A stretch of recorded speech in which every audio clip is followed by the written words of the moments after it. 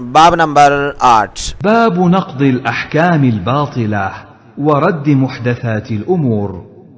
احکام باطلہ کو کالعدم ٹھہرانا اور نئے نکالے گئے امور یعنی بدعات کو رد کرنا. حدیث نمبر 4492. حدثنا أبو جعفر محمد بن الصباح وعبد الله بن عون الهلالي جميعا عن إبراهيم بن سعد.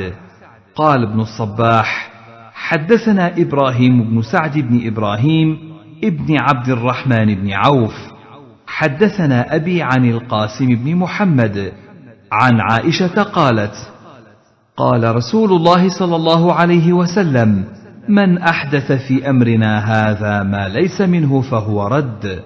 حضرت عائشہ رضی اللہ عنہا بیان کرتی ہیں کہ رسول اللہ صلی اللہ علیہ وسلم نے فرمایا: جس نے ہمارے دین میں ایسی بات نکالی جس کی اس میں دلیل نہیں ہے وہ مردود ہے. تخریج: اخرجہ البخاری فی صحیحہ فی الصلح باب اذا صلحوا علی صلح جور فالصلح مردود. حدیث نمبر 2697. وابو داود فی سننہ فی السنہ باب فی لزوم السنہ. حدیث نمبر 4606. وابن ماجہ فی سننہ فی المقدمہ باب تعظیم حدیث رسول اللہ صلی اللہ علیہ وسلم والتغلیظ علی من عارضہ. حدیث نمبر 14. انظر التحفہ برقم 17455. فائدہ: حافظ ابن حجر رحمہ اللہ نے لکھا ہے یہ حدیث اسلام کے اصول اور قواعد میں شمار ہوتی ہے، کیونکہ اس کا معنی یہ ہے جو شخص دین میں ایسے کام کو گھڑے جس کی اصول دین میں کوئی دلیل نہ ہو وہ قابل اعتبار نہیں ہے. علامہ عینی لکھتے ہیں جو اگر کتاب و سنت میں نہ پایا جائے وہ دین میں گھڑ لینا بدعت ہے.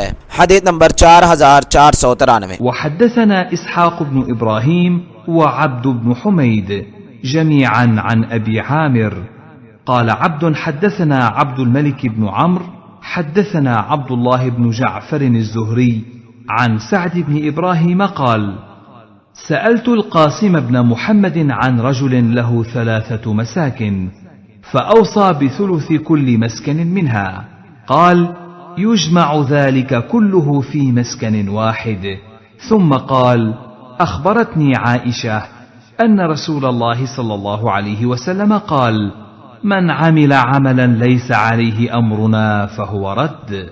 سعد بن ابراہیم رحمہ اللہ کہتے ہیں میں نے قاسم بن محمد سے اس انسان کے بارے میں پوچھا جس کے 3 مکان ہیں تو اس نے ہر مکان میں سے تہائی حصہ کے بارے میں وصیت کی. انہوں نے جواب دیا اس کی وصیت کو 1 مکان میں جمع کر دیا جائے گا. پھر مجھے حضرت عائشہ رضی اللہ تعالی عنہ سے حدیث سنائی کہ رسول اللہ صلی اللہ علیہ وسلم نے فرمایا جس نے ایسا عمل کیا جو ہمارے دین میں نہیں ہے وہ مردود ہے. تخریج: تقدم تخریجہ فی الحدیث السابق برقم 4492. فائدہ: اس دور میں گھر ایک قسم یا ایک انداز اور شکل کے ہوتے تھے، اس لیے جب 1/3 کی وصیت کی اجازت دی گئی ہے تو وہ ایک گھر کے بارے میں ہونی چاہیے تھی تاکہ وارثوں کو ہر گھر سے 1/3 دینے کی زحمت اور پریشانی نہ اٹھانی پڑے، کیونکہ ایک جیسے گھروں میں ایک کا دینا لینے یا دینے والے میں سے کسی کے لیے بھی پریشانی کا باعث نہیں ہے اور دین میں جرا اور تنگی نہیں ہے. اس لیے انہوں نے حدیث سنائی کہ آپ صلی اللہ علیہ وسلم کے عمل کو دیکھنا چاہیے. اس حدیث سے مذکورہ بالا حدیث کی وضاحت ہو گئی کہ جو کام رسول اللہ صلی اللہ علیہ وسلم نے نہیں کیا حالانکہ اس کا سبب موجود تھا اور رکاوٹ بھی نہ تھی اس کو